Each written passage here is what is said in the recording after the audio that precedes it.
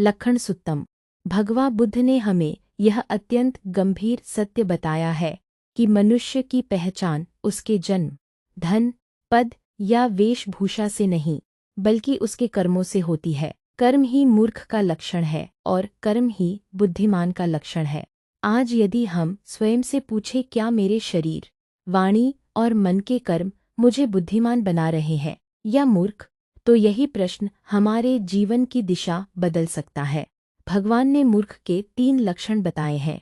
काय दुश्चरित, शरीर से हिंसा, चोरी और दुराचार जैसे अकुशल कर्म करना। वाची दुश्चरित, झूठ बोलना, कठोर वचन, चुगली और निरर्थक वाणी बोलना। मनोदुश्चरित, लोभ, द्वेष और मिथ्या दृष्टि जैसे अशुभ विचारों को मन में रखना। ऐसे कर्म दुख का कारण बनते हैं। ये मन को अशुद्ध करते हैं और जन्म मरण के चक्र को आगे बढ़ाते हैं।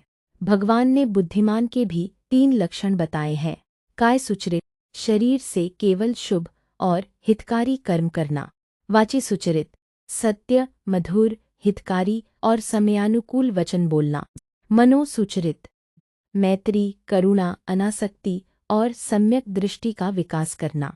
यही 3 सुचरित हमारे जीवन को पवित्र बनाते हैं। इन्हीं से शील दृढ़ होता है, समाधि विकसित होती है और प्रज्ञा का उदय होता है।